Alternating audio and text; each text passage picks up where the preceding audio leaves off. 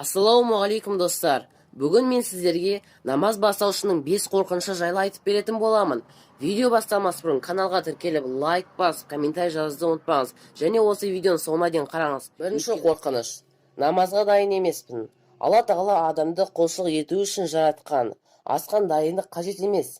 Сәл ынта мен ықылас болса, қазіргі таңда намаз бастап кету үшін мүмкіндік көп. Қазақстан діни басқармасы сайттарында мәлімет көп. Екінші қорқыныш. Иманым жүрегімде, сыртқа көрсету қажет емес. Жүректе иман болса, міндетті түрде сөзіміз бен ісімізде көрініс табады. Адам баласы біреуді жақсы көрсе, не жек көрсе, тілімен де, әрекетімен де сезімін білдіреді.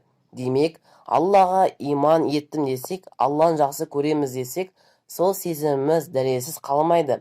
Ал намаз Алланың бұйрығы, орындау парыз.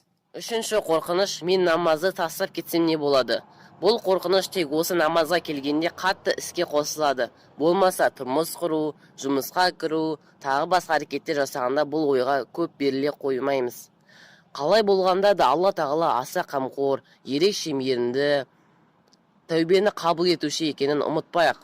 Құлаған сайын орнымыздан тұрып, қолымыздан келгенше қайтадан алға ұмтылуымыз керек. Шайтан аузубиллах намазды тастап кетсесің, олай оқығанша мүлдем оқыма деп сыбырлайды. Намазымызды қабыл етуші Алла, шайтан аузубиллах емес. Сол себеп бұл қорқынышты жеңе біліңіз. Төртінші қорқыныш. Сыртқа хиджаб кие алмаймын, демек намаз оқуға болмайды. Намаз оқу, хиджаб кию, ораза ұстау, зекет төлеу, қажылық өтеу, бөлек-бөлек парыздар. Мұсылман болу әсте. Қолыңыздан келетін құлшылықтан бастап, қалғанын Алладан көмек сұрап, жеңілдік тілеңіз. Үй салуда кірпішті бір-бірден қалаумен орындалады.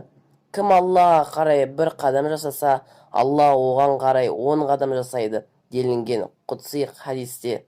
Сондықтан еш уайымдамай, Аллаға қарай қадам жасаңыз. Бесінші қорқыныш.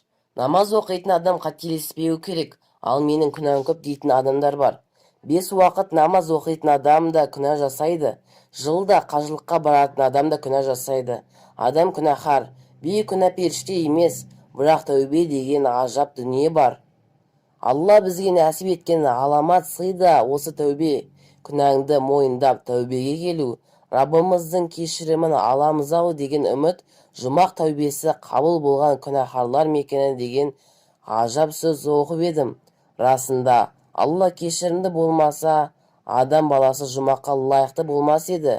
Сондықтан ақыретте Алланың кешіріміне үміт етсеңіз, дүниеде Алланың бұйрығын орындаңыз. Алла разы болсын. Осы видеоны соңына дейін қарағаныңыз үшін рахмет. Алла разы болсын. Видео пайдалы болса, каналға тіркеліп, лайк басып, комментарий жазуды ұмытпаңыз. Және видео пайдалы болса, достарыңызға таратуды ұмытып кетпеңіз. Алла разы болсын.